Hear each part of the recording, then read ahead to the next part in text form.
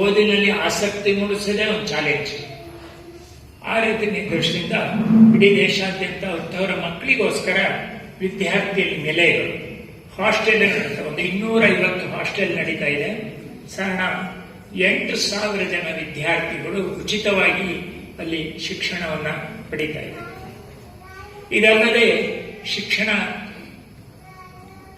ಭಾಗದಲ್ಲಿ ಬೇರೆ ಬೇರೆ ಉದಾಹರಣೆಗೆ ಕರ್ನಾಟಕದಂತ ಪ್ರದೇಶದಲ್ಲಿ ಯಾರು ಹಾಸ್ಟೆಲಲ್ಲೂ ಇಲ್ವೋ, ಯಾರು ನಮ್ಮ ಇದಕ್ಕೂ ಬರ್ಲಿಕ್ಕೆ ಸಾಧ್ಯ ಇಲ್ವೋ, ಆ ಥರ ಪ್ರತಿಭಾವಂತ ವಿದ್ಯಾರ್ಥಿಗಳಿಗೆ ವಿದ್ಯಾರ್ಥಿ ವೇತನವನ್ನು ಕೊಡೋದರ ಮುಖಾಂತರ ಬೇರೆ ಬೇರೆ ಸಂಸ್ಥೆಗಳು ಯೂತ್ ಫಾರ್ ಸೇವಾ ಅಂತಿದೆ ಅಂತ ಮುಖಾಂತರ ಸ್ಕೂಲ್ ಕಿಟ್ ಯಾರು ನಮ್ಮ ಈ ವ್ಯಾಪ್ತಿಯಲ್ಲಿ ಬರೋದಿಲ್ಲ ಅಂತ ಮಕ್ಕಳಿಗೆ ಬೇರೆ ಬೇರೆ ರೀತಿಯಲ್ಲಿ ಬೆಂಬಲ ಕೊಡುವಂಥದ್ದು. ಕರ್ನಾಟಕದಲ್ಲಿ ಈ ಸದಲದ ಮುಖಾಂತರ ಒಬ್ಬ ವೈದ್ಯಕೀಯ ವಿದ್ಯಾರ್ಥಿಯಿಂದ ಪ್ರಾರಂಭ ಆಗಿದ್ದು ಇವತ್ತು 125 ಜನರಿಗೆ ಸ್ಕಾಲರ್ಶಿಪ್ ಕೊಡ್ತಾರೆ.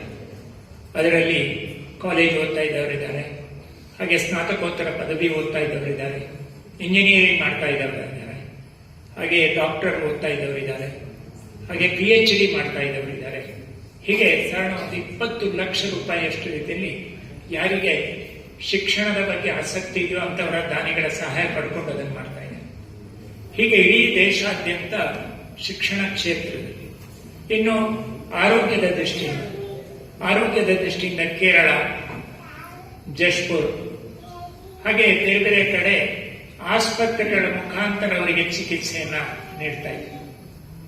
ಕೇವಲ ಆಸ್ಪತ್ರೆಗಳ ಕರ್ನಾಟಕ, ತೆಲಂಗಾಣ, ಬೇರೆ ಬೇರೆ ರಾಜ್ಯಗಳಲ್ಲಿ ಮೊಬೈಲ್ ಮೆಡಿಕಲ್ ವ್ಯಾನ್ ಮುಖಾಂತರ ಆ 40-50 ಹಳ್ಳಿಗಳಿಗೆ ಒಂದೊಂದು ಜಿಲ್ಲೆನಲ್ಲಿ ಪ್ರತಿನಿತ್ಯ ಡಾಕ್ಟರ್ ಹೋಗಿ ಅಲ್ಲಿಯ ವನವಾಸಿ ಬಂಧು ಭಗಿನಿಯರಿಗೆ ಮತ್ತು ಸಮಾಜದ ಉಳಿದ ಬಂಧು ಭಗಿನಿಯರಿಗೂ ಸಹ ಚಿಕಿತ್ಸೆ ತಪಾಸಣೆ ಮಾಡುವಂತ ಕೆಲಸವನ್ನು ಮಾಡ್ತಾರೆ. ಇನ್ನೊಂದು, ಈಗಾಗಲೇ ಪ್ರದೀಪ್ ಗಾವಡೆಯವರು ಸಂಕ್ಷಿಪ್ತವಾಗಿ ಹೇಳಿದರು, ಒಂದು ಹೊಸ ಪ್ರಯೋಗ ಕರ್ನಾಟಕದಿಂದನೇ ನಡೀತಾ ಇರೋದು ಟೆಲಿಮೆಡಿಸಿನ್. ಈಗ ವನವಾಸಿ ಬಂಧುಗಳು ಡಾಕ್ಟರ್ ಹತ್ರ ಬರ್ಲಿಕ್ಕೆ ಅವ್ರು ಭಯ ಪಡ್ತಾರೆ. ಕಾರಣ ಇಷ್ಟೇ, 2. ಒಂದು, ಬಂದ್ರೆ ನಿಂಗೆ ಇಂಥ ಕಾಯಿಲೆ ಇದೆ ಅಂತ ಹೇಳಿಬಿಡ್ತಾರೆ. ಆ ಕಾಯಿಲೆ ಗೊತ್ತಾದ ನಂತರ ಆ ಕಾಯಿಲೆಗೆ ಚಿಕಿತ್ಸೆ ಮಾಡ್ಲಿಕ್ಕೆ ಸಾಧ್ಯ ಆಗೋದಿಲ್ಲ. ಅದಕ್ಕೋಸ್ಕರ ಬಾರದೇ ಇರೋದು ಒಳ್ಳೆಯದು ಅಂತ ಹೇಳುವಂತ. 2ನೇದು, ಆರ್ಥಿಕವಾಗಿ ಕಷ್ಟ. ಎಲ್ಲ ದೃಷ್ಟಿಯಿಂದ ಅವರು ದೂರ ಉಳಿಯುವಂತ ಪ್ರಯತ್ನ. ಅದೆಲ್ಲ ಗಮನ ಇಟ್ಕೊಂಡು ಸೇವಾ ಇಂಟರ್ನ್ಯಾಷನಲ್ ಸಹಾಯದಿಂದ ಕರ್ನಾಟಕದಲ್ಲಿ ಯೂತ್ ಫಾರ್ ಸೇವಾದ ಇರುವಂತಹ ಡಾಕ್ಟರ್ ಫಾರ್ ಸೇವಾ ಅದರ ಮುಖಾಂತರ ಕರ್ನಾಟಕದ ಸಣ್ಣ 100 ಹಳ್ಳಿಗಳಲ್ಲಿ ಈ ಟೆಲಿಮೆಡಿಸಿನ್ ಕಾರ್ಯ ನಡೀತಾ ಇದೆ. ಬೇರೆ ಬೇರೆ ಡಾಕ್ಟರ್ಗಳು ನಮ್ಮ ಆಂಡ್ರಾಯ್ಡ್ ಮೊಬೈಲ್ ಮುಖಾಂತರ ಆ ಒಂದು ರೋಗಿ ಮತ್ತು ಡಾಕ್ಟರ್ ಸಂವಾದ ನಡೆಯುತ್ತೆ, ಪ್ರತ್ಯಕ್ಷ. ಆ ಸಂವಾದ ಮಾಡಿ ಅವರಿಗೆ ಬೇಕಾದಂತಹ ಚಿಕಿತ್ಸೆಯನ್ನ ತಿಳಿಸಿ ಅವರು ಆ ಚಿಕಿತ್ಸೆಯನ್ನು ಭಾರಿ ಪರಿಣಾಮಗಳಾಗಿವೆ. ಅನೇಕ ಕಡೆ ಅದರದ್ದು ಪ್ರಾರಂಭದಲ್ಲಿ ಸ್ವಲ್ಪ ಭಯ ಇತ್ತು ಅವರಿಗೆ. ಎಲ್ಲ ನಮ್ಮ ಕಾರ್ಯಕರ್ತರೇ ಅದನ್ನು ನಡೆಸ್ತಾ ಇದ್ದರು, ಅವರಿಗೂ ಸ್ವಲ್ಪ ಇತ್ತು, ಹಾಗೆ ಜನರಿಗೂ ಇತ್ತು. ಅದೆಲ್ಲ ದೂರವಾಗಿ ತುಂಬಾ ತುಂಬಾ ಕ್ಲಿಷ್ಟಕರ ಆದಂತಹ, ಉದಾಹರಣೆಗೆ ಇಲ್ಲಿಯೇ ಧಾರವಾಡ ತಾಲೂಕಿನಲ್ಲಿರ್ಬೋದು, ಹಾಗೆ ಮುಂಗೋಡ ಆ ಕಡೆ ಭಾಗದಲ್ಲಿ ಒಬ್ಬರು, ಅವರಿಗೆ ಒಬ್ಬರು ಗರ್ಭಿಣಿ, ತುಂಬಾ ಕ್ಲಿಷ್ಟಕರ ಸಮಸ್ಯೆ. ಅದನ್ನ ಈ ಫೋನ್ ಮುಖಾಂತರ ತಿಳ್ಕೊಂಡಂತಹ ಬೆಂಗಳೂರಿನ ಡಾಕ್ಟರ್ ಭಗಿನಿ ಅವರು ತಮ್ಮದೇ ಸ್ನೇಹಿತರಿದ್ದಂಥವರಿಗೆ ತಿಳಿಸಿದ್ರು, ಹುಬ್ಬಳ್ಳಿಯಲ್ಲಿರುವಂಥವ್ರು. ಅವರು ತುಂಬಾ ಸಂತೋಷದಿಂದ ಅವರಿಗೆ ಹೆರಿಗೆ ಮಾಡಿಸೋ ಜವಾಬ್ದಾರಿ ತಗೊಂಡ್ರು, ಅವರೇ ಹೆರಿಗೆ ಮಾಡಿಸಿದ್ರು. ಅದರ ಜೊತೆಯಲ್ಲಿ ಅವ್ರು ಹೇಳಿದ್ರು, ನೀವು ಸೇವಾ ಮಾಡ್ತಾ ಇದ್ದೀನಿ, ನಾನು ಸೇವಾ ಮಾಡ್ತೀನಿ ಅಂತ ಹೇಳಿ ನಿಶುಲ್ಕವಾಗಿ ಅವರಿಗೆ ಆ ಥರ ವ್ಯವಸ್ಥೆಯನ್ನು ಮಾಡಿಕೊಟ್ರು. ನಾವು ರಾಯಚೂರಿಗೆ ಈ ಮೆಡಿಕಲ್ ಮೊಬೈಲ್ ವ್ಯಾನಿನ ಡಾಕ್ಟರ್ ಜೊತೆಗೆ ಹೋಗಿದ್ದೆ ಹಳ್ಳಿ. ಅವಾಗ ಅವರು ತಮ್ಮ ಅನುಭವವನ್ನು ಹೇಳ್ತಾ ಇದ್ರು. ಅಲ್ಲಿ ಅವರಿಗೆ ವ್ಯಾಪಕವಾದಂತಹ ಸಂಪರ್ಕ ಇದೆ ಡಾಕ್ಟರ್ಗಳದ್ದು. ಅವರು ಕಣ್ಣಿನ ಡಾಕ್ಟರ್ಗೆಲ್ಲ ಹೇಳಿದ್ರು, ಹೀಗೆ ನಡೀತಾ ಇದೆ. ಸ್ನೇಹಿತರು ಅವರೆಲ್ಲ ಕೇಳ್ತಾ, ನೀವೇನ್ ಮಾಡ್ತೀಯ? ನಾನೀಗ ವನವಾಸಿ ಕಲ್ಯಾಣದ ಒಂದು ಮೊಬೈಲ್ ಮೆಡಿಕಲ್ ವ್ಯಾನಿನಲ್ಲಿ ಡಾಕ್ಟರ್ ಆಗಿದ್ದೀನಿ ಅಂತ. ನಾನು ಕೆಲವು ಇತರ ರೋಗಿಗಳು ನಿಮ್ಮ ಹತ್ರ ಕಳಿಸ್ಕೊಡ್ಬೋದಾ? ಖಂಡಿತ ಕಳಿಸ್ಕೊಡಿ. ಹಾಗೆ ಕಣ್ಣಿನ ಚಿಕಿತ್ಸೆಗೆ ಅವ್ರ ಹತ್ರ ಕಳಿಸ್ಕೊಟ್ಟಾಗ ಅವರು ಹಾಗೆ ಉಚಿತವಾಗಿ ಚಿಕಿತ್ಸೆ, ಅದಕ್ಕೆ ಬೇಕಾದಂತಹ ಔಷಧಿಯನ್ನ ತಗೊಳ್ಳಿಕ್ಕೆ ಹೋದರೆ ಆ ಔಷಧಿ ಅಂಗಡಿ ಮಾಲೀಕರು ಸಹ ಉಚಿತವಾಗಿ ಕೊಟ್ಟರು. ಇವರಿಗೆಲ್ಲ ಆಶ್ಚರ್ಯ ಆಗ್ತದೆ. ಜನ ಅಷ್ಟೇ ಪ್ರತಿಸ್ಪಂದಿಸ್ತಾರೆ. ಅವರೆಲ್ಲ ಹೇಳಿ, ಡಾಕ್ಟರ್ ನಿಮ್ಮ ಕಾರಣದಿಂದ ನಮಗೆಲ್ಲ ಅನುಕೂಲ ಆಗ್ತಾ ಇದೆ. ಹೀಗೆ ಅವಶ್ಯಕತೆ ಇರುವಂತಹ ಸೇವಾ ಕಾರ್ಯಗಳು ಇಡೀ ದೇಶಾದ್ಯಂತ ನಡೀತಾ ಇದೆ. ಇನ್ನು ಹಿತರಕ್ಷಾ ಅಂತ ಭಾಗ ಇದೆ. ಅದಿರುವಂಥದ್ದು ನಮಗೆಲ್ಲ ಗೊತ್ತಿದೆ. ಸರ್ಕಾರಗಳ, ಕೇಂದ್ರ ಸರ್ಕಾರ, ರಾಜ್ಯ ಸರ್ಕಾರದ ಅನೇಕ ಯೋಜನೆಗಳಿವೆ. ಅದು ಈ ವನವಾಸಿಗಳಿಗೆ ಸಂಬಂಧಪಟ್ಟಂತು. ಆದರೆ ಅವರಿಗೆ ತಲುಪ್ತಾ ಇಲ್ಲ. ಅವರಲ್ಲಿರುವಂತಹ ಒಂದು ಅಜ್ಞಾನದ ಕಾರಣದಿಂದ, ಬೇರೆ ಬೇರೆ ಕಾರಣದಿಂದ, ಅವರು ತುಂಬಾ ದೂರದಲ್ಲಿ ವಾಸ ಮಾಡೋದ್ರಿಂದ ಹಿತರಕ್ಷಾ ವಿಭಾಗದ ಮುಖಾಂತರ ಅವರಿಗೆ ಸಣ್ಣ ಸಣ್ಣ ಒಂದು ರೇಷನ್ ಕಾರ್ಡು, ಆಧಾರ ಕಾರ್ಡಿಂದ ಹಿಡಿದು ಅವರಿಗೆ ಪೆನ್ಷನ್ ಕಾರ್ಡ್ ಅದೆಲ್ಲ ಕೊಡೋದಿದೆ. ಹಾಗೆ ಸರ್ಕಾರದ ನೀತಿಗಳಿಂದಾಗಿ ಅನೇಕ ಸರಿ ಅವರಿಗೆ ಭೂಮಿ ಇದ್ದರೂ ಅವರ ಹೆಸರಿರುವುದಿಲ್ಲ, ಅವರ ಒಂದು ರಿಜಿಸ್ಟ್ರೇಷನ್ ಆಗಿರುವುದಿಲ್ಲ. ಅದೆಲ್ಲ ಕಾಗದ ಪತ್ರಗಳನ್ನು ವ್ಯವಸ್ಥೆ ಮಾಡಿಕೊಡುವಂತ ಕೆಲಸವನ್ನು ಒಂದು ನಮ್ಮ ಹಿತರಕ್ಷಾ ವಿಭಾಗ ಮಾಡ್ತಾರೆ. ಎಷ್ಟು ವಿಚಿತ್ರ ಅಂತ ಅಂದರೆ, ನಮ್ಮ ಸರ್ಕಾರದ ನೀತಿಗಳ ಅನೇಕ ಸರಿ ಅರ್ಥ ಆಗುವುದಿಲ್ಲ. ಸರ್ಕಾರ ವೋಟರ್ ಕಾರ್ಡ್ ಕೊಡುತ್ತೆ, ಸರ್ಕಾರವೇ ರೇಷನ್ ಕಾರ್ಡ್ ಕೊಡುತ್ತೆ. ಇದೆಲ್ಲ ಕೊಡಿದ ನಂತರ ಆ ವನವಾಸಿ ಬಂಧುಗಳು ಕೇಳ್ತಾರೆ, ನೀವು ಅಲ್ಲಿದ್ದೀರಿ ಅಂತ ಹೇಳಿ ಆಧಾರ ಏನು ಅಂತ. ಅದೆಲ್ಲ ಕೊಟ್ಟಿದ್ದು ಅವರೇ ಇದು ಮಾಡ್ಕೊಂಡಿದ್ದಲ್ಲ. ಅದನ್ನ ಯಾವ ಆಧಾರದ ಮೇಲೆ ಕೊಡ್ತಾರೆ? ಅವರೇ ಅಲ್ಲಿ ಇದ್ದದ್ದಕ್ಕೆ ಕೊಡ್ತಾರೆ. ಆದರೆ ಪುನಃ ಕೇಳ್ತಾರೆ, ನೀವು ಇಲ್ಲಿದ್ದೀರಿ ಅಂತ ಹೇಳಿಕ್ಕೆ ಏನು ಆಧಾರ? ಅಂದ್ರೆ ಅನೇಕ ಸರಿ ಏನಂದ್ರೆ, ಸರ್ಕಾರದ ಈ ಜನರ ಮಧ್ಯೆ ಅವ್ರಿಗೆ ಬೇರೆ ಎಲ್ಲವೂ ಇರುತ್ತೆ. ಮನುಷ್ಯ ಇರ್ತಾರೆ, ಆ ಹೃದಯದ ಸ್ಪಂದನ ಮಾತ್ರ ಬಿಟ್ಟು ಬೇರೆ ಎಲ್ಲ ಇರುತ್ತೆ. ಆ ಸ್ಪಂದನವೇ ಇರೋದು. ಹಾಗೆ ಸ್ಪಂದನ ಜಾಗೃತ ಕೆಲಸವನ್ನು ವನವಾಸಿ ಕಲ್ಯಾಣ ಮಾಡುತ್ತೆ. ಮಾಡಿದ ನಂತರ ಅಧಿಕಾರಿಗಳಿಗೆ ಹೌದು ಅನ್ಸುತ್ತೆ, ನಾವು ಇವರಿಗೂ ಮಾಡಬೇಕಾಗತ್ತೆ.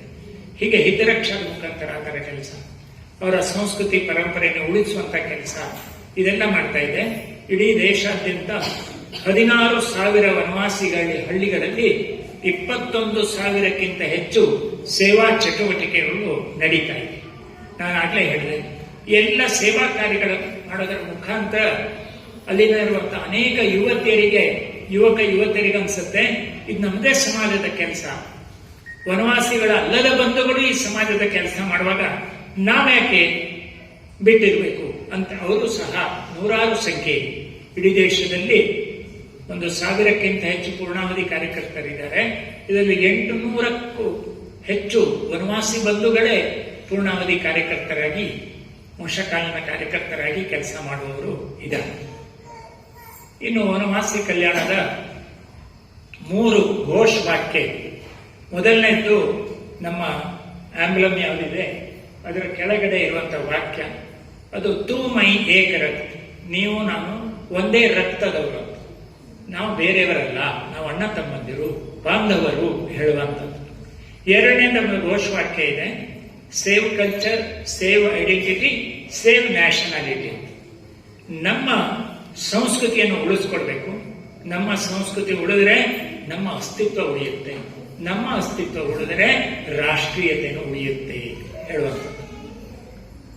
ಇದರಿಂದಾಗಿ ಅವರಿಗೆ ತುಂಬಾ ಒಳ್ಳೆಯ ಪ್ರಭಾವ ಆಗ್ತಾ ಇದೆ. ಅವರೆಲ್ಲರಿಗೂ, ಯಾರು ಮತಾಂತರಗೊಂಡಂತವರಿಗೂ ಅನುಭವ ಆಗ್ತಾ ಇದೆ. ವಿಶೇಷವಾಗಿ ಈಶಾನ್ಯ ಭಾರತದಲ್ಲಿ ಅವರಿಗೆ ಅನೇಕ ಸರಿ ಅನಿಸ್ತಾ ಇದೆ, ಹೌದು ಹಾಗೆ ನಮ್ಮ ಮೂಲ ಸಂಸ್ಕೃತಿ ಯಾವುದು? ಒಂದ್ಸರಿ ನಾಗಾಲ್ಯಾಂಡ್ನವರು, ಅಲ್ಲಿಯ ಕಲಾ ತಂಡದವರು ಇಂಗ್ಲೆಂಡಿಗೆ ಹೋಗಿದ್ರು. ಇಂಗ್ಲೆಂಡ್ನವ್ರು ಕರೆಸಿದ್ರು ಅವರು. ಅಲ್ಲಿ ಹೋಗಿ ಇವರು ಪಾರಂಪರಿಕ ನೃತ್ಯ ಮಾಡಿದ್ರು. ಇವ್ರಿಗೆ ತಿಳಿದದ್ದು ಮಾಡಿದ ತಕ್ಷಣ ಅವರು ಹೇಳಿದ್ರು, ಇದು ನಿಮ್ದಲ್ಲ. ಇವ್ರು ಕೇಳಿದ್ರು, ಯಾರದು? ಇದು ನಮ್ದು, ಇದು ಚರ್ಚ್ ಬೇಸ್ಡ್, ಇದು ನಿಮ್ದಲ್ಲ, ಇದು ನೀವು ನಿಮ್ಮ ಮೂಲ ನಾಗಾ ನೃತ್ಯವನ್ನು ಕಲ್ತ್ಕೊಂಡು ಬನ್ನಿ, ನಾವು ಅವಾಗ ಅದನ್ನ ಸ್ವಾಗತಿಸ್ತೀವಿ ಅಂತ. ಅವರು ವಾಪಸ್ ಇಲ್ಲಿ ಬಂದು ಎಲ್ಲೋ ಕಲ್ತ್ಕೊಂಡು ನಮ್ಮ ಅರುಣಾಚಲ ಪ್ರದೇಶದಲ್ಲಿ ಸಂಘದ ಕಡೆಯಿಂದ,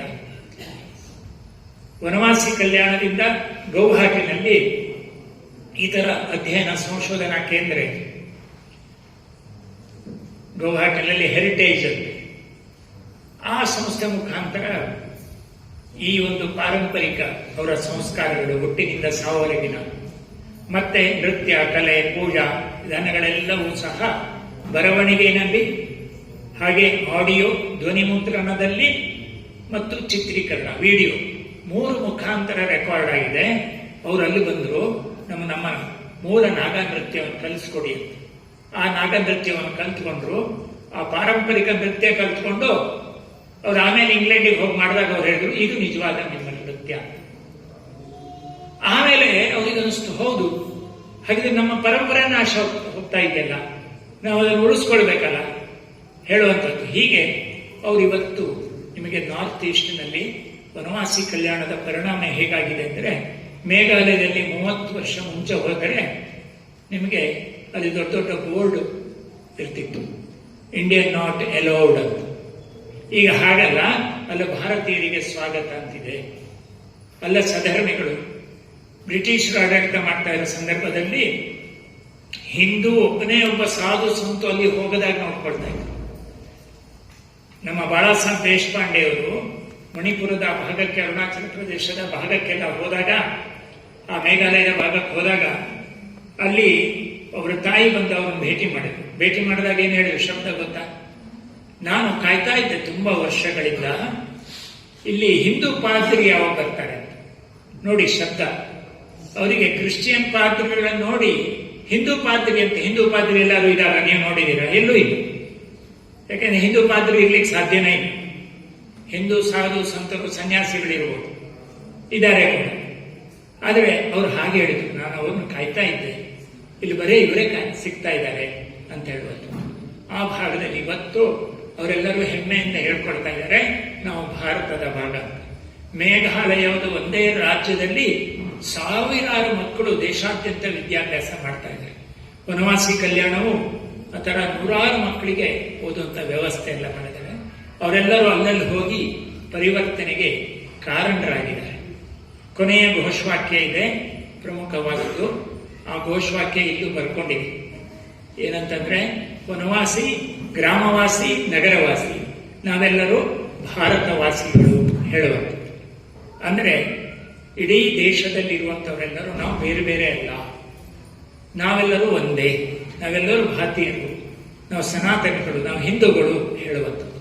ಹೀಗೆ ವನವಾಸಿ ಕಲ್ಯಾಣ ನಿರಂತರವಾಗಿ ಆ ಥರ ಕಾರ್ಯ ಮಾಡ್ತಾ ಇದೆ. ಇನ್ನೆರಡನ್ನು ಹೇಳಿ ನಾನು ಮುಗಿಸ್ತೀನಿ, ಆಮೇಲೆ ಸಂವಾದ ಇದ್ದಕ್ಕೆ ನೀವು ಕೇಳ್ಬೋದು. ಇನ್ನು ಭಾರತದ ಸ್ವಾತಂತ್ರ್ಯದ ಅಮೃತ ಮಹೋತ್ಸವ ಸಂದರ್ಭದಲ್ಲಿ ದೇಶಾದ್ಯಂತ ಯೂನಿವರ್ಸಿಟಿಗಳ ಮುಖಾಂತರ ಯಾರು ವಿದ್ಯಾವಂತರಿದ್ದಾರೆ ಅವರಿಗೆ ಪರಿಚಯ ಆಗಬೇಕು ಹೇಳುವ ದೃಷ್ಟಿಯಿಂದ ವನವಾಸಿ ಕಲ್ಯಾಣ ಮತ್ತು ರಾಷ್ಟ್ರೀಯ ಬುಡಕಟ್ಟು ಆಯೋಗ, ನ್ಯಾಷನಲ್ ಏನೋ ಜನಜಾತಿ ಆಯೋಗ ಅಂತ, ಆ ಒಂದು ಟ್ರೈಬಲ್ ಇದರದ್ದು ಕಮಿಷನ್, ಆ ಕಮಿಷನ್ನಿನ ಜೊತೆಯಲ್ಲಿ ಸೇರಿಕೊಂಡು ಭಾರತದ ಸ್ವಾತಂತ್ರ್ಯ ಹೋರಾಟದಲ್ಲಿ ವನವಾಸಿ ವೀರರ ಪಾತ್ರ ಹೇಳುವಂಥದ್ದು ಇಡೀ ದೇಶದ 250ಕ್ಕಿಂತ ಹೆಚ್ಚು ಯೂನಿವರ್ಸಿಟಿಗಳಲ್ಲಿ ಪರಿಚಯ ಮಾಡಲಿಕ್ಕಾಗ್ತದೆ. ಅಲ್ಲಿ ಆಶ್ಚರ್ಯ ಅನಿಸ್ಬಿಡುತ್ತೆ ಎಲ್ಲರಿಗೂ. ಏನಂತಂದ್ರೆ, ಇಷ್ಟೊಂದು ಜನ ವನವಾಸಿ ವೀರರಿದ್ದಾರೆ.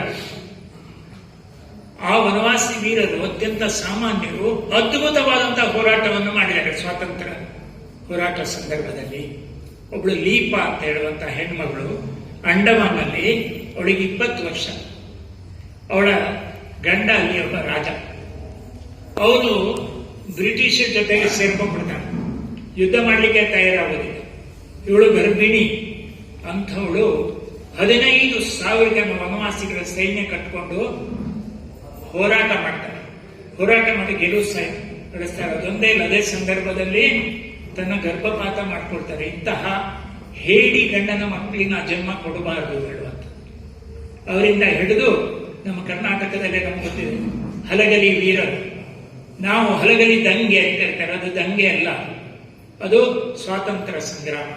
4 ಜನ, ರಾಮ, ಭೀಮ, ಹನುಮ, ಮತ್ತಿನ್ಯಾರು, ಜರಗ, ಅವ್ರ ಜೊತೆಯಲ್ಲಿ ಪಾರವ್ವ ಅಂತ ಒಬ್ಳು ಹೆಣ್ಣು ಮಗಳು. ಬ್ರಿಟಿಷರು ಭಾರತದ ಮೊದಲ ಸ್ವಾತಂತ್ರ್ಯ ಸಂಗ್ರಾಮದಿಂದ ಹೆದರಿ ಆಮೇಲೆ ಒಂದು ಕಾನೂನು ತರ್ತಾರೆ. ಆ ಕಾನೂನು ಪ್ರಕಾರ ಯಾರು ಶಸ್ತ್ರಗಳನ್ನು ಇಟ್ಕೊಳ್ಬಾರದು. ಆಗ ಹಲಗರಿ ವೀರರೆಲ್ಲರೂ ಬೇಡರು. ಅವರಲ್ಲಿ ಈಟಿ, ಬರ್ಚಿ, ಕೊಡಲಿ, ಬಿಲ್ಲು, ಬಾಣ ಇದೆಲ್ಲ ಅವರ ಸಹಜವಾದಂಥ ಭಾಗ. ಅವ್ರು ಹೇಳ್ತಾರೆ ಇದಕ್ಕೆ ಬಿಟ್ಕೊಡೋ ಪ್ರಶ್ನೆ ಇಲ್ಲ, ಯಾರಿಗೂ ಕೊಡಬೇಕು. ಆವಾಗ ಅಲ್ಲಿಯ ಆ ತಹಸೀಲ್ದಾರ್ ಎಲ್ಲ ಕೊಡ್ತಾರೆ. ಕೊಟ್ಟಿಲ್ಲ ಅಂದ್ರೆ ನಾವು ಬಲವಂತವಾಗಿ ತಗೊಂಡು ಹೋಗ್ತೀವಿ ಅಂತ ಆ ಹಲಗಲಿ ಮೇಲೆ ದಾಳಿ ಮಾಡ್ತಾರೆ. ದಾಳಿ ಮಾಡಿ ಇವರಿಷ್ಟು ಜನ ಹೋರಾಟ ಮಾಡ್ತಾರೆ. 300ಕ್ಕಿಂತ ಹೆಚ್ಚು ಜನ ಇರುವಂತಹ ಅವರನ್ನ ಕೊನೆಗೆ ಬ್ರಿಟಿಷರು ಬೆಂಕಿ ಇಟ್ಟು ಸುಡ್ತಾರೆ.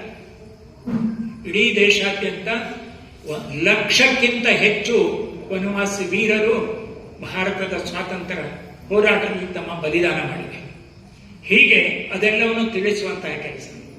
ಹಾಗೆ ಈಗ 2 ವರ್ಷದ ಹಿಂದೆ ಜನಜಾತಿ ಸುರಕ್ಷಾ ಮಂಚದ ಮುಖಾಂತರ ಸಂವಿಧಾನದಲ್ಲಿ ಕೊಟ್ಟಂತಹ ಸೌಲಭ್ಯವನ್ನು ಬಳಸಿಕೊಂಡು ಮತಾಂತರಗೊಂಡಂತಹ ಕ್ರಿಶ್ಚಿಯನ್ಸು, ಮುಸಲ್ಮಾನರು ಇವರು ಸಹ ಈ ಗಿರಿಜನರ ಸೌಲಭ್ಯ, ಬುಡಕಟ್ಟು ಜನರಿಗೆ ಏನೊಂದು ಮೀಸಲಾತಿ ಇದೆ ಅದರ ಲಾಭವನ್ನು ಪಡ್ಕೊಳ್ತಾರೆ. ಅವರು 2 ಲಾಭವನ್ನು ಪಡ್ಕೊಳ್ತಾರೆ. ಸಂವಿಧಾನ ಪ್ರಕಾರ ಯಾವುದೇ ವ್ಯಕ್ತಿ 2 ಲಾಭ ಪಡ್ಕೊಳ್ಳೋ ಹಾಗಿಲ್ಲ. ಅವರು ಯಾವ್ದಾದ್ರು ಒಂದೇ ಲಾಭ ಪಡ್ಕೊಳ್ಬೇಕು. ಆದ್ರೆ ಇವ್ರು ಏನ್ ಮಾಡ್ತಾರೆ ಅಂತಂದ್ರೆ, ಮೈನಾರಿಟಿ ಹೇಳುವುದರಿಂದ, ಅಲ್ಪಸಂಖ್ಯಾತರು ಹೇಳುವುದರಿಂದ ಹೆಚ್ಚು ಲಾಭ ಸಿಗುತ್ತೆ ಅಂದ್ರೆ ಅದನ್ನು ಪಡ್ಕೊಳ್ತಾರೆ. ತಾವು ಎಷ್ಟಿ ಹೇಳುವುದರಿಂದ ಹೆಚ್ಚು ಲಾಭ ಸಿಗುತ್ತೆ ಅಂದ್ರೆ ಅವಾಗ ಎಷ್ಟಿ ಅಂತ ಹೇಳ್ತಾರೆ. ಅದರ ವಿರುದ್ಧ 1960ರಲ್ಲೇ ಕಾರ್ತಿಕ್ ಉರಾಮ್ ಅಂತ ಹೇಳಿ ಇಂದಿರಾ ಗಾಂಧಿ ಸರ್ಕಾರದಲ್ಲಿ ಮಂತ್ರಿಗಳು ಆಗಿದ್ದವರು, ಅವರು ಅಧ್ಯಯನ ಮಾಡಿ ಹೋರಾಟ ಮಾಡಿದ್ರು. ಅದು ಮಧ್ಯೆ ನಿಂತೋಗಿತ್ತು. ಆ ಹೋರಾಟವನ್ನ ಜನಜಾತಿ ಸುರಕ್ಷಾ ಮಂಚ ಅಂತ ವೇದಿಕೆ ತಗೊಂಡು ದೇಶಾದ್ಯಂತ ಲಿಸ್ಟಿಂಗ್, ಈ ತರ ಮತಾಂತರಗೊಂಡವ್ರ ಪಟ್ಟಿಯಿಂದ ಬಿಡಬೇಕು ಅಂತ ಹೇಳುವಂತಹ ಹೋರಾಟವನ್ನು ಕೈಗೊಂಡು ಎಲ್ಲ ರಾಜ್ಯಗಳಲ್ಲೂ ದೊಡ್ಡ ದೊಡ್ಡ ರ್ಯಾಲಿ ಮಾಡಿತು. ಆ ರ್ಯಾಲಿಗೆ ವನವಾಸಿ ಕಲ್ಯಾಣ ಬೆಂಬಲ ಕೊಡ್ತು. ಯಾಕೆಂದ್ರೆ ಅದು ವನವಾಸಿಗಳ ಒಂದು ಜೀವನ ಮರಣದ ಪ್ರಶ್ನೆ ಹೇಳುವಂಥದ್ದು. ಹೀಗೆ ವನವಾಸಿಗಳ ವಿಕಾಸದ ದೃಷ್ಟಿಯಿಂದ, ಅವರ ಸಮಗ್ರ ವಿಕಾಸ ಆಗಬೇಕು ಹೇಳುವ ದೃಷ್ಟಿಯಿಂದ ದೇಶಾದ್ಯಂತ ಕೆಲಸ ಮಾಡ್ತಾ ಇದೆ ವನವಾಸಿ ಕಲ್ಯಾಣಾಶ್ರಮ. ಕರ್ನಾಟಕದ 17 ಜಿಲ್ಲೆಗಳಲ್ಲಿ 600ಕ್ಕಿಂತ ಹೆಚ್ಚು ಸೇವಾ ಚಟುವಟಿಕೆಗಳು ಇಲ್ಲಿ ನಡೀತಾ ಇದ್ದಾವೆ. ಎಲ್ಲ ವಿಷಯಗಳ ಇದರೆಲ್ಲರ ಪರಿಣಾಮವಾಗಿ ವನವಾಸಿಗಳಿಗೂ ಒಂದು ಭರವಸೆ ಬಂದಿದೆ. ಅವರು ವನವಾಸಿ ಕಲ್ಯಾಣವನ್ನು ತಮ್ಮದಂತೂ ಒಪ್ಕೊಂಡು ಅದರ ಜೊತೆಯಲ್ಲಿ ಹೆಜ್ಜೆ ಹಾಕುವಂತ ಕೆಲಸ ಮಾಡ್ತಾ ಇದ್ದಾರೆ. ಯಾವಾಗಲೂ ಇಂಗ್ಲಿಷ್ನಲ್ಲಿ ಒಂದು ಮಾತು ಹೇಳ್ತಾರೆ, ಸೀಯಿಂಗ್ ಈಸ್ ಬಿಲೀವಿಂಗ್. ಯಾವಾಗ ಪ್ರತ್ಯಕ್ಷ ನೋಡ್ತೀವೋ ಅವಾಗ ನಂಬಿಕೆ ಬರುತ್ತೆ. ರಾಮಾಯಣದಲ್ಲೂ ಅದೇ ಬರುತ್ತೆ. ರಾಮ ಲಕ್ಷ್ಮಣರನ್ನ ಸಣ್ಣವರಿದ್ದಾಗ ವಿಶ್ವಾಮಿತ್ರರು ಕಾಡಿಗೆ ಯಜ್ಞದ ರಕ್ಷಣೆಗೆ ಕರ್ಕೊಂಡು ಹೋಗ್ತಾ ಇದ್ದಾಗ ಅಲ್ಲೆಲ್ಲ ಅಸ್ಥಿ ಪಂಜರ ನೋಡ್ತಾರೆ. ಆಗ ರಾಮ ಲಕ್ಷ್ಮಣ ಕೇಳ್ತಾರೆ, ಇದು ಏನಿದು ಅಂತ. ಆಗ ವಿಶ್ವಾಮಿತ್ರ ಹೇಳ್ತಾರೆ, ಇದು ರಾಕ್ಷಸರ ಕಾರಣದಿಂದ ಇದೆಲ್ಲ ಋಷಿಗಳ ಆಶ್ರಮವಾಗಿತ್ತು, ಅಲ್ಲಿರುವಂತಹ ಹಸು ಇತ್ಯಾದಿ ಪ್ರಾಣಿಗಳ ಅಸ್ಥಿ ಪಂಜರ ಅದೆಲ್ಲ. ಅವಾಗ ರಾಮ ಲಕ್ಷ್ಮಣ ನಿಶ್ಚಯ ಮಾಡ್ತಾರೆ, ಆದರೆ ಈ ತರ ರಾಕ್ಷಸರಿಂದ ನಾವು ಮುಕ್ತ ಮಾಡ್ತೀವಿ ಈ ಪ್ರದೇಶವನ್ನು. ನಿಶಿಕರ ಹೀಮ ಕರೆಂಗೆ ಧರತಿ ಅಂತ ಆಗ ರಾಮ ಪ್ರತಿಜ್ಞೆ ಮಾಡ್ತಾರೆ. ಇದಲ್ಲೆಲ್ಲ ಆದರೆ ಮಹಾತ್ಮ ಗಾಂಧಿ ಜೀವನದಲ್ಲಿ ಬರ್ತಾರೆ. ಆಫ್ರಿಕಾದಲ್ಲಿ ಯಶಸ್ಸು ಕಂಡಂತಹ ಮಹಾತ್ಮ ಗಾಂಧಿಯವರು ಭಾರತದಲ್ಲೇ ಏನಾದ್ರು ಮಾಡಬೇಕು ಅಂತ ಹೇಳಿ ಆಗಿನ ಮಾರ್ಗದರ್ಶಕರಾದಂತಹ ಗೋಪಾಲಕೃಷ್ಣ ಗೋಖಲೆ ಅವರು ಭೇಟಿ ಮಾಡ್ತಾರೆ. ಗೋಪಾಲಕೃಷ್ಣ ಗೋಖಲೆ ಅವರು ಹೇಳ್ತಾರೆ, ಒಂದ್ಸರಿ ನೀ ದೇಶವನ್ನು ಪ್ರದಕ್ಷಿಣೆ ಮಾಡ್ಕೊಂಡ. ಇಡೀ ದೇಶವನ್ನ ಪ್ರವಾಸ ಮಾಡಿಕೊಂಡು ಬಂದ ನಂತರ ಆಗ ಈ ಮೋಹನ್ ಕರಮ್ಚಂದ್ ಗಾಂಧಿ ಅವರಲ್ಲಿ ಬದಲಾವಣೆ ಆಗುತ್ತೆ. ಅವ್ರು ಹೇಳ್ತಾರೆ, ಇಡೀ ದೇಶದಲ್ಲಿರುವಂತಹ ಸಾಮಾನ್ಯ ಜನರಲ್ಲಿ ಸ್ವಾತಂತ್ರ್ಯ ಪ್ರಜ್ಞೆನೇ ಇಲ್ಲ. ಆ ಸಾಮಾನ್ಯ ಜನರನ್ನ ಸ್ವಾತಂತ್ರ್ಯ ಹೋರಾಟದಲ್ಲಿ ತೊಡಗಿಸುವಂತ ಕೆಲಸ ತಾನು ಮಾಡ್ತೀನಿ ಅಂತ. ಆಮೇಲೆ ಚರಕದ ಮುಖಾಂತರ ಜಾಗೃತಿ ಮಾಡ್ತಾರೆ, ನನ್ಗೆ ಗೊತ್ತು. ಆನಂತರ ಅಲ್ಲಿವರೆಗೆ ಮೋಹನ್ ಕರಮ್ಚಂದ್ ಗಾಂಧಿ ಇದ್ದವ್ರು ಏನಾಗ್ತಾರೆ, ಆಮೇಲೆ ಮಹಾತ್ಮ ಗಾಂಧಿಯವರು ಆಗ್ತಾರೆ. ಹಾಗಾಗಿ ಯಾವಾಗಲೂ ಆ ತರ ದರ್ಶನ ಆದಾಗ ನಮ್ಗೆ ಯಾರು ಹೇಳಬೇಕಾದಂತ ಅಗತ್ಯ ಇಲ್ಲ. ನಾನು ಅದಕ್ಕೋಸ್ಕರ ವನವಾಸಿ ಕಲ್ಯಾಣದ ಒಂದು ಕಾರ್ಯಕ್ರಮ ಇದೆ, ವನಯಾತ್ರೆ ಅಂತ. ನಾನು ನಿಮ್ಮಲ್ಲೆಲ್ಲ ವಿನಂತಿ ಮಾಡ್ಕೊಳ್ತೀನಿ, ನೀವೆಲ್ಲರೂ ವನಯಾತ್ರೆಗೆ ಬನ್ನಿ. ಆ ವನಯಾತ್ರೆಯಲ್ಲಿ ಪ್ರತ್ಯಕ್ಷ ವನವಾಸಿಗಳ ಮಧ್ಯೆ ಹೋಗಿ ಅವರ ಜನಜೀವನ ತಿಳ್ಕೊಳ್ಳುವಂಥದ್ದಾಗಲಿ, ವನವಾಸಿ ಕಲ್ಯಾಣದ ಕಾರ್ಯದಿಂದ ಅಲ್ಲಿ ಆಗ್ತಾ ಇರುವಂತಹ ಪರಿವರ್ತನೆ ಅನುಭವ ನಿಮಗೆ ಬರುತ್ತೆ. ಆ ರೀತಿ ನಿಮ್ಮ ಪಾಲ್ಗೊಳ್ಳಿ ಅಂತ ಹೇಳ್ತಾ ಸಂಕ್ಷಿಪ್ತವಾಗಿ ನಾನು ನಿಮ್ಮ ಮುಂದೆ ವಿಷಯ ಇಟ್ಟಿದ್ದೇನೆ.